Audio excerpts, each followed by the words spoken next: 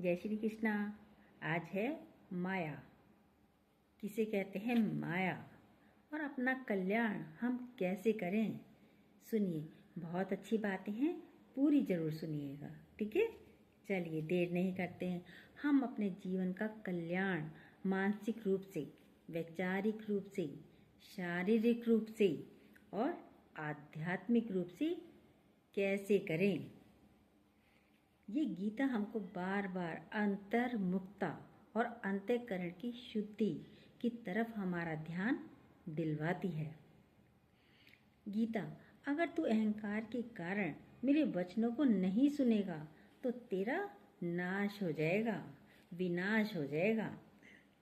ये गुरु ही हमको बताता है, कभी भी किसी को इतना ना परेशान करो जो वो तुम्हारे लिए मुसीबत का कारण बन जाए, या तुम भी किसी से इतने मत सताए जाओ जो तुम्हारे अंदर से कुछ गलत बातें निकल जाएं। उसके लिए इसलिए हमारे महापुरुषों ने कहा है, जीवों पर दया करो। जीवों पर दया कैसे करो? क्या आप किसी को मार रहे हो? जीव को नहीं मार रहे। तो यहाँ गुरुजी ने कहा है, तुम कहाँ कुत्ता बिल्ली मार रहे हो? नहीं मार रहे। तो तुम जीव हो, तुम स्वयं पर दया करो, अपने ऊपर दया करो। कैसे करो? सुनिए, अगर विपरीत परिस्थितियां हैं तो सब प्रारब्ध का खेल है। तुम सबको प्रेम करके निकल जाओ। हम प्रेम करने ही आए हैं, सबको प्रेम करके निकल जाओ। जैसे खुशी खुशी कड़वी गोली हम पानी से निगल जाते हैं, ऐसे जो भी परिस्थिति आई, ऐसी खुशी खुशी वहाँ से सबको प्यार करके निकल जाओ। गोली खा लेते हैं, पर मेरे अंदर अहंकार नहीं होना चाहिए। यदि हमने किसी को प्रेम भी किया है तो अहंकार नहीं होना चाहिए। हे अर्जुन, शरीर रूपी यंत्र में आरूढ़ हुए संपूर्ण प्राणियों को अंतर्यामी परमेश्वर अपनी माया उनके कर्मों से भरमाता हुआ, अपनी माया से उनके कर्मों से भरमाता हुआ सब प्राणियों के हृदय में स्थित है। यानी माया भी मेरा ही अंश है। ये माया भी मेरा ही अंश है। जो मेरी माया को माया करके समझेगा वो इस माया में नहीं फंसेगा, क्योंकि सबको अच्छी प्रकार से ये बात पता है।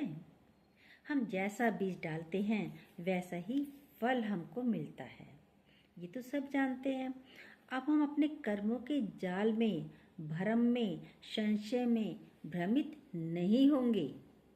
अंधेरे में परछाई से डर लगता है नहीं लगता है। वक्त इंसान पर ऐसा भी कभी आता है, राह में छोड़कर साया भी चला जाता है। कैसा साया चला जाता है? 12 बजे दिन के, जब धूप में सूर्य के नीचे आप खड़े हो जाओ, आपके ऊपर सूरज आ रहा है, तो परछाई बनेगी आपके चारों तरफ? नहीं बनेगी। उस वक्त आपकी परछाई नहीं बनेगी। बच्चे को माँ ने बोला, बेटा गलत आदतों में नहीं फंसना, मुझसे अपने मन की सारी बातें करना। आप तुम्हारे मन में जो बातें आ रही हैं बेटा, मुझे ज़रूर बता देना। और अगर बच्चा कुछ गड़बड़ करे, माँ को मानसिक कष्ट होता है। बच्चा गड़बड़ करता है तो मानसिक रूप से माँ को कष्ट होता है, लेकिन बच्चे को तो शारीरिक, मानसिक, आंतरिक, वैचारिक सारे कष्ट होते हैं। तो भगवान ने तो सारे अध्याय में अपनी निकटता का बोध कराया है हमको, कि प्रकृति और परमात्मा अलग नहीं है। ये गुरु हमको सिखा देता है। हम समझ गए, प्रभु तेरी लीला है क्या, तू ही जाने। किसे देता है कब किस बहाने, बड़े ही रूप तेरे, बड़े ही नाम तेरे, निराले ढंग तेरे, अनोखे काम तेरे। तुम्हारी क्या है माया, कोई ना जान पाया, कोई ना जान पाया। प्रभु तेरे ढंग निराले हैं, गुरु हमको भ्रमित होने से बचा लेता है कि तुम क्यों भ्रमित होते हो। कल तक जो हो गया सो हो गया। आज से अपना भाग्य जगा लो और जीवन को सफल बना लो। पूरी बात ज़रूर सुनिएगा, बिल्कुल बोर मत होइएगा। बहुत अच्छी बातें हैं, माया पे बातें, कर्मों पे बातें हैं। और जब तक आप पूरी नहीं सुनेंगे समझ कुछ नहीं आएगा। आगे जाके बहुत अच्छी बातें हैं। आज सबके पास कोई ना कोई युद्ध है। केवल अर्जुन के पास ही युद्ध नहीं था, हम सब के पास युद्ध है। ये युद्ध क्या है? विपरीत परिस्थितियाँ। विपरीत परिस्थितियाँ ही युद्ध है। ये रोज का सत्संग आत्म जागृति का है, सत्य का है, सनातन है, पुरातन है। सत्संग ममता वालों के लिए कड़वा है, ज्ञानवान के लिए नशीला है। जो सत्संग में जाता है उससे पूछो कितना नशा हो जाता है। रोज जाना है हमें, हम छोड़ नहीं सकते सत्संग। वो यही कहता है, किसी के सामने किसी की निंदा मत करो। इतने गहरे बन जाओ जैसे समुद्र। पेट के गहरे, गहरे मतलब पेट के गहरे। कोई किसी ने अपने मन की बात बताई तो ये नहीं कि आप उसको दूसरे को जाके बता दो, वो गलत है। विश्वास पात्र बनो। यहाँ भाई भाई को खाए, एक थाली में खाने वाले इस माया के कारण कैसे दुश्मन हो जाते हैं भाई भाई। ये ही तो भ्रमित माया करती है, यही तो भ्रमित होना है। आज कोई छोड़ रहा है, दूसरा उसको बटोर रहा है और तीसरा ललचाई आंखों से उसको देख रहा है। किसको? माया को। ये है, जबकि ये किसी की नहीं है। दो दोस्त थे, सगे भाई से भी ज़्यादा उनका प्यार था। जिंदगी में एक लड़की आ गई, दोनों के जिंदगी में एक लड़की आ गई। दोनों को बहुत पसंद थी वो लड़की। लड़की बहुत चतुर थी, इसका भी पैसा खाए उसका भी पैसा खाए। एक ने जबरन शादी कर ली, एक बेचारा तड़पता रह गया। लेकिन दोनों ही पागल हो गए। जब एडमिट किया गया तो डॉक्टर से पूछा गया क्या ठीक होने की संभावना है? तो डॉक्टर ने कहा एक की है। भाई किसकी है?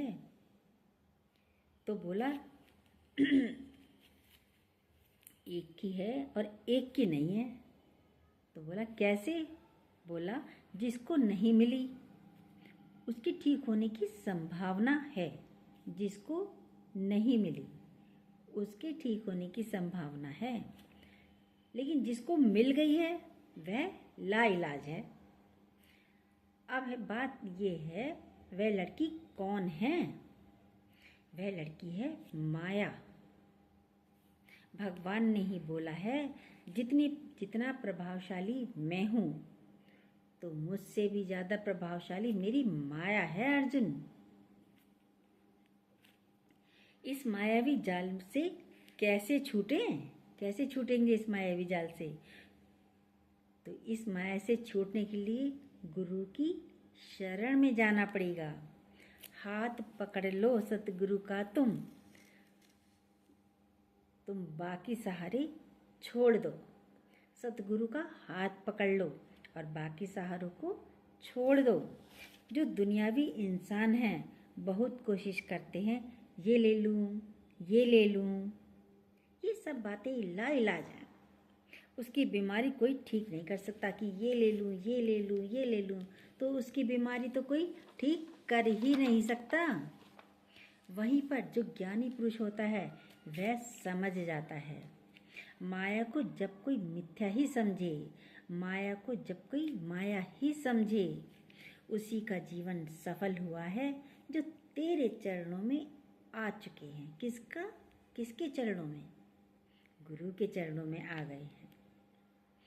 माया से माया के काम होते हैं, माया से सिर्फ माया के काम होते हैं, बाकी माया किसी के काम की नहीं है। माया महा ठगनी हम जानी, केशव के कमला बन बैठी शिव के भवन भवानी।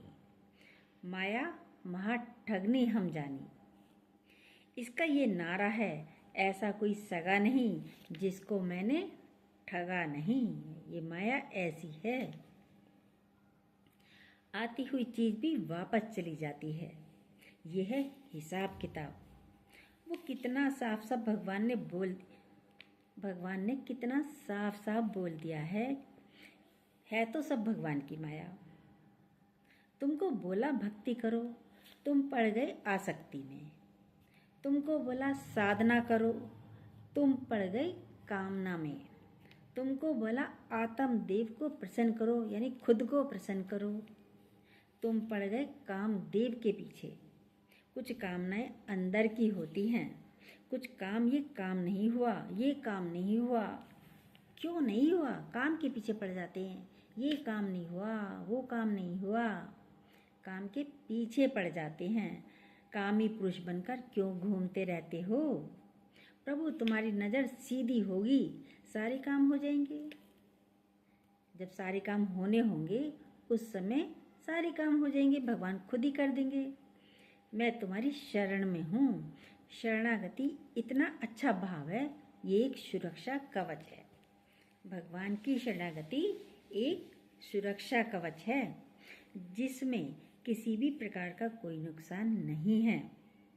तो बोला भगवान के विधान में जो भलाई देखता है वो कभी भी परेशान नहीं होता। जो भगवान के हर कार्य में भलाई देखता है वह कभी परेशान नहीं होता। जैसे ही अंदर भाव आया, हे प्रभु सब आपके हुक्म से, आपकी मर्जी से हो रहा है, मेरी आपकी कृपा से सब काम हो रहा है, करते हो तुम कन्हैया, मेरा नाम हो रहा है। कर तो वही रहे, फिर क्यों परेशान होते हो आप? भगवान की शक्ति कैसे है? जैसे पेट्रोल गाड़ी में पेट्रोल है, जैसे गाड़ी में पेट्रोल है। अब ड्राइवर गाड़ी चलाता है, कहीं गाड़ी ठुक गई, दूसरी गाड़ी से एक्सीडेंट हो गया गाड़ी का, तो ड्राइवर पकड़ा जाएगा या पेट्रोल? ड्राइवर ही पकड़ा जाएगा। ठीक है, ऐसे ही पेट्रोल माना भगवान की शक्ति। बिना भगवान की शक्ति के किसी की भी जिंदगी की गाड़ी नहीं चल सकती। पानी से तो गाड़ी चलेगी नहीं, पेट्रोल से चलती है गाड़ी। तो पेट्रोल समझो परमात्मा की शक्ति और ड्राइवर है जीव।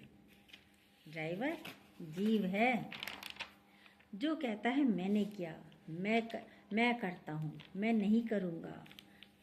तो यदि मैं नहीं करूँगा तो कौन करेगा? ऐसे ही गुरु की समझ जब हमको मिल जाती है, इस शरीर को भी भगवान की शक्ति चला रही है, लेकिन तुम्हें अपनी दिशा का तो ज्ञान होना चाहिए। जब ये शरीर को चलाने वाला परमात्मा है, हम कुछ करने वाले नहीं हैं। हमें अपनी दिशा का ज्ञान होना चाहिए, और जैसे तुमको दिशा का ज्ञान हो गया तो आपकी दशा बदल जाएगी, विचार बदल जाएंगे, परिस्थितियाँ बिल्कुल बदल जाएंगी।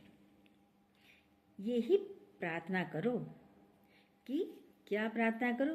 तेरे पूजन को भगवान बना मन मंदिर आलीशान, और जात हमारी आत्मा परमेश्वर परिवार है। बेगम पुल के रहने वाले करते हरदम प्यार है। मतलब बेगम पुल क्या मतलब है? बेगम पुल मतलब बेगम, जहाँ कोई गम ही नहीं हो उसे कहते हैं बेगम पुल। तो वहाँ तो प्यार ही प्यार है, जहाँ गम नहीं तो वहाँ प्यार ही प्यार है। ये धीरे धीरे अंतर जगत की जितनी भी बातें हैं, यंत्र समझने से अपने अंदर अहंकार नहीं आता। भगवान ने बोला ना, शरीर रूपी यंत्र में मैं ही आरूढ़ हूँ। सही बात है, आत्मा के उसमें क्या है? ये तो यंत्र है। आरूढ़ कौन है? बैठा कौन है? परमात्मा, भगवान। गाड़ी की शोभा जीव से है और जीव की शोभा गाड़ी से है।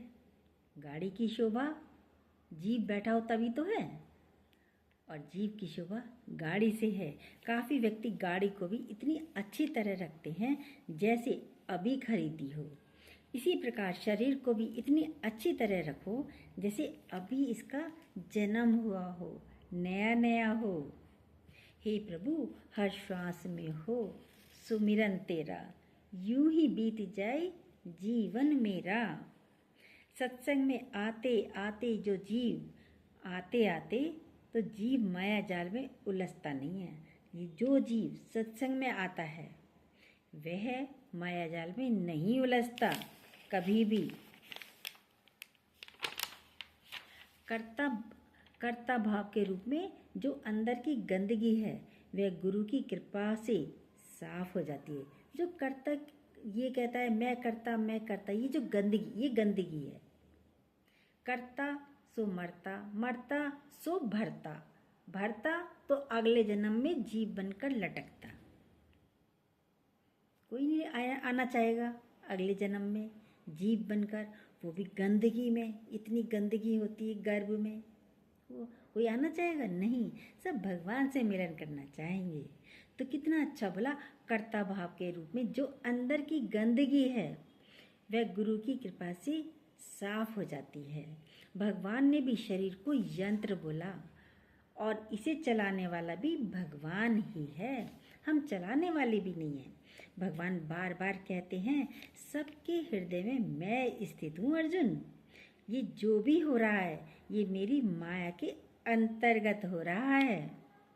पर हम उस अंतर्यामी परमात्मा को ना जानकर हर जगह अपने को ही प्रकट करते हैं। तो प्रभु को भूलिया तो व्यापक सब ही रोग। जब हम भगवान को भूलते हैं तो सारे रोग खड़े हो जाते हैं हमारे सामने। एक अकेला सब करे, घट में लहर उठाए। एक अकेला अंदर बैठा हुआ सारे कार्य को कर रहा है। जितनी भी लहरें उठ रही हैं सब वो कार्य कर रहा है, पर हम उसको भूल कर बैठते हैं। तुझ में राम, मुझ में राम, सब में राम समाया है। कर लो प्रीत जगत में, कोई नहीं पराया है। सब भगवान स्वरूप हैं। जय श्री कृष्णा। यदि ये बातें आपको अच्छी लगती हों, जो न्यू हों, प्लीज़ सब्सक्राइब कीजिएगा, बेल को दोबारा प्रेस जरूर कीजिएगा। जय श्री कृष्णा। और लाइक और कमेंट भी ज़रूर कीजिएगा।